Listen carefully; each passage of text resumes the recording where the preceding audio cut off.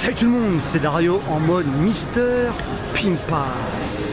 Aujourd'hui je suis à Shibuya et il pleut, donc ça fait du bien en vérité parce qu'il a fait chaud ces derniers temps. Donc un petit peu de pluie pour se rafraîchir n'est pas de refus. Et comme le titre l'indique, on va parler dans cette vidéo des étrangers au Japon. Alors au Japon, c'est comme partout, tu as plein de catégories d'étrangers, dont moi. Et je vais un peu par rapport à ma propre expérience et ce que j'ai vu jusqu'à présent, vous décrire quel genre d'étrangers il y a au Japon, de ce qu'ils font, etc., etc. En tout cas, attention, de ce que moi j'ai connu jusqu'à présent.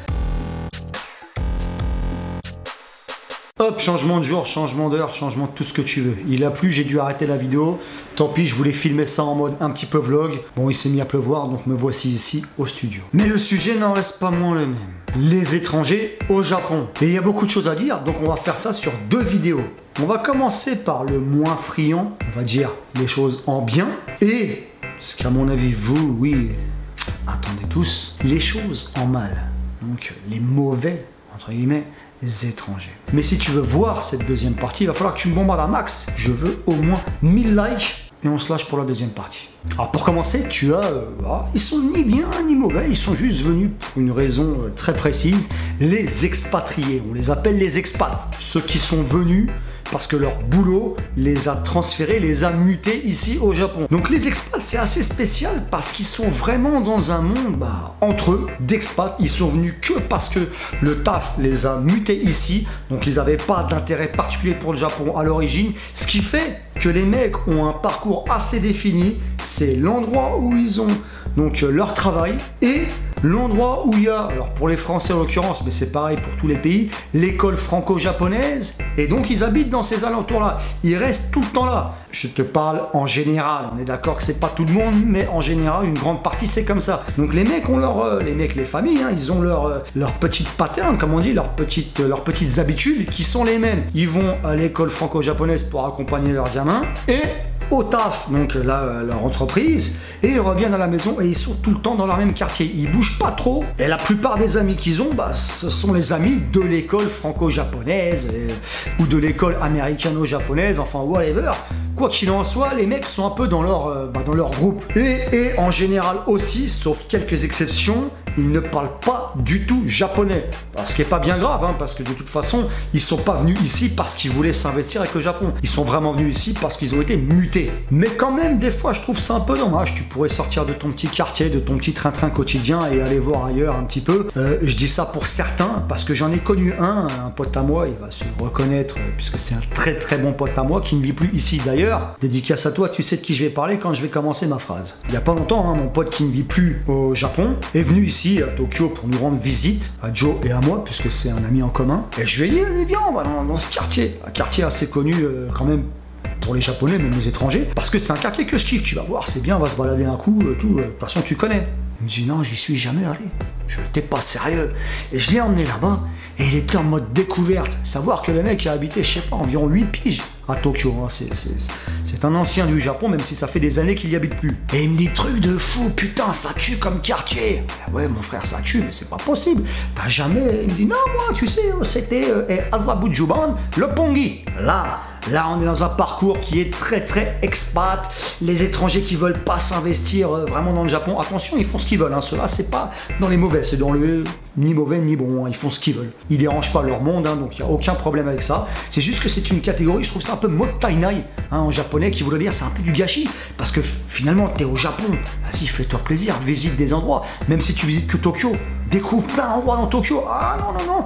En ce qui concerne, par exemple, ce pote en question, ou même plein d'autres comme lui, leur routine se limitait à la semaine, Azabujuban et l'endroit du travail, Azabujuban qui est un quartier de Tokyo, et le week-end, vas-y que je vais à Roppongi, donc je vous en ai parlé dans la vidéo où draguer au Japon, qui est un quartier de boîte de nuit, etc. Et c'est tout. En fait, il faut savoir que tu peux aller très rapidement d'Azabujuban à Roppongi à pied, ça prend même pas un quart d'heure. Je l'ai emmené et puis il était en mode émerveillé. Putain, ça tue, putain, ouais, puis ta partie ici, t'es pimpé, t'es bien. Ah bah ouais, putain, c'est pas possible, tu connais pas. Bah non, il connaissait pas, donc bon, c'était bien, au moins mieux vaut tard que jamais. Donc là, il a découvert, il a kiffé. Ensuite, une autre catégorie de gaijin. Gaijin, faut savoir que ça veut dire étranger au Japon. Gaikokujin pour la forme polie, gaijin pour la forme, on va dire, familière. Mais c'est pas violent si un japonais vient le voir et dit, oh, gaijin, tu vois, ça va, c'est rien, c'est tout à fait normal. Donc, les étudiants. Pas pareil, les mecs sont venus en général, soit parce qu'il y avait une école en particulier dans laquelle ils voulaient aller au Japon, soit parce qu'ils kiffent le Japon et ils voulaient aller étudier au Japon, ils voulaient aller faire un petit tour au Japon, et ben ils se sont dit on va pouvoir y aller en mode visa étudiant, ce qui peut être bien pour découvrir le pays et continuer tes études. À savoir que les mecs qui sont venus étudier au Japon en général sont vraiment très sérieux, très investis dans le Japon, s'investissent au niveau de la langue, ils parlent au tout début pas très bien japonais et au fur et à mesure ils deviennent pela-pela. Pela-pela qui veut dire qu'ils parlent couramment. Et ça fait plaisir de voir des personnes s'investir à ce point-là dans le pays. Pour pouvoir payer leurs études, beaucoup d'entre eux travaillent soit dans les convenience stores, les combini,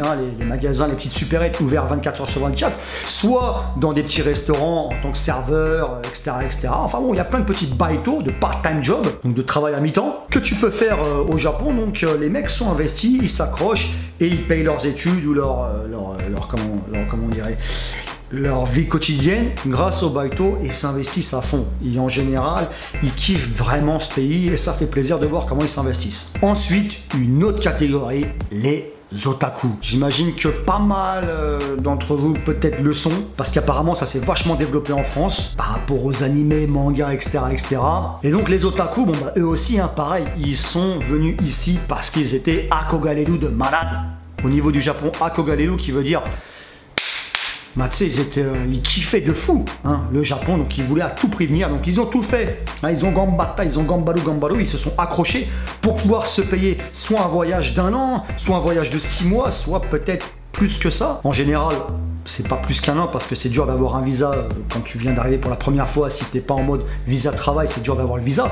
Donc t'as un visa vacances touristes, enfin whatever, ou un visa même en étudiant. Les mecs qui sont otaku et qui se disent bon écoute, pour venir au Japon, bah je vais me payer une école de japonais. Et donc eux, la culture manga, jeux vidéo, tout ce que tu peux trouver au mode otaku japonais, ils sont venus par rapport à ça et ils sont vachement investis. Pourquoi? Pas parce qu'ils kiffent le Japon à fond, et même si ils parlent pas super bien japonais, ils le baragouinent d'une certaine façon au départ, ils vont vraiment s'accrocher à essayer de parler le japonais pour la plupart d'entre eux. Et souvent pour certains ou certaines, ils partent dans l'extrême, attention, en tant que passion, donc il n'y a aucun problème, et ils sont habillés carrément en cosplay, ou même des fois vraiment en fashion japonais. Genre à l'époque, il y avait beaucoup de gaijin, d'étrangères, habillés en gyal.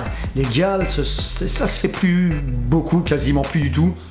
À l'époque où je suis arrivé, il y en avait pas mal, c'était il y a 11 piges. Et c'est les japonaises qui sont en mini-jupe en général, bien bronzées de fou avec des ongles super longs et tu sais, des teintures blondes bien appuyées en général. Perso, j'étais assez fan des gars. Ou certains gaijin, donc mecs, qui s'habillent cette fois-ci façon homme, avec les un peu maigres, un peu le fashion, un peu de maquillage, très très léger pour les hommes, parce qu'ici, oui, ça se fait. Donc un peu comme les hosts, tu vois, dans les host bars. Les host clubs. Après, j'en connais pas plus sur le sujet otaku, c'est-à-dire qu'ils ont peut-être plein d'autres choses qu'ils font, mais vu que bon, je suis pas un otaku dans le sens otaku, même si j'adore les animés, enfin tout ça, les jeux vidéo, je kiffe. Un jour, ça fera sûrement le sujet d'une vidéo si vous êtes intéressé. Faites-le moi savoir au passage dans les commentaires. Mais bon, en gros, c'est ce que je viens de te citer. Dernière catégorie des entre guillemets, il faut bien dire pour pas qu'on me dise ouais, t'es un ouf, toi, espèce de... Non, on est d'accord. Entre guillemets, des bons gaijin, en tout cas à mon sens. Alors je les appelle et j'en fais partie, les New Life, nouvelle vie, les mecs qui sont venus pour faire une Atarashi Jinsei Shinikita. Je suis venu pour refaire ma vie. Et donc eux pareil, alors ils kiffent le Japon, ils avaient une accroche avec le Japon. La plupart des mecs de mon entourage font partie de cette catégorie, Joe aussi bien entendu. Et on a eu un déclic à un moment donné, que ce soit peut-être pour les films ou peut-être parce qu'il y a eu un déclic au niveau d'un magazine qu'on a vu, le Japon ça a l'air bien. J'ai mes propres raisons. En tout cas, chacun avec ses propres raisons voulait ou devait ou je ne sais quoi partir de la France et voulait vivre, essayer de refaire sa vie au Japon. Donc c'est mon cas. Personnellement, il fallait vraiment que je parte. Ça commençait à devenir très compliqué. On aura ça dans une prochaine vidéo. Donc vas-y, hein, si tu veux voir tout ça, je compte sur toi, hein, tu me bombardes un 1000 likes pour cette vidéo. Si vous n'avez pas ça, c'est que vous n'êtes pas intéressé et je vais pas vous parler d'un truc dont vous n'êtes pas intéressé. Et donc ces mecs-là, hein, dont je fais partie, sont arrivés en mode je plaque tout, je n'ai plus rien. Ou certains encore la famille, mais je veux dire, plus aucune attache. Ils n'ont plus d'avenir, ils ne voyaient plus l'avenir là-bas. Enfin bref, c'est vraiment un renouveau et il faut tout faire hein, pour s'accrocher ici parce que tu dois essayer de construire quelque chose. Donc c'est pas que les études et repartir chez toi, non, c'est ici, c'est vraiment, voilà, tout dépend de ton âge, mais tu as intérêt à t'accrocher et à pas foirer parce que tu n'auras peut-être pas d'une autre chance de te refaire une vie. Et donc les mecs comme nous, on aime le Japon. Ce qui veut dire qu'on est venu ici. On aurait pu vouloir refaire notre vie comme un de mes meilleurs amis aux États-Unis, au Canada, ou n'importe où, en Chine, je sais pas. Et vu qu'on aime le Japon, c'est vrai qu'on aime la culture nippon. Ok, donc on kiffe ça, comme je vous l'ai dit, j'adore les animés, j'adore les mangas, mais c'est pas que ça. J'adore aussi l'ambiance, l'architecture japonaise, j'aimais bien la culture, les kimonos, j'aimais bien un peu la langue, vous savez, l'accent que ça.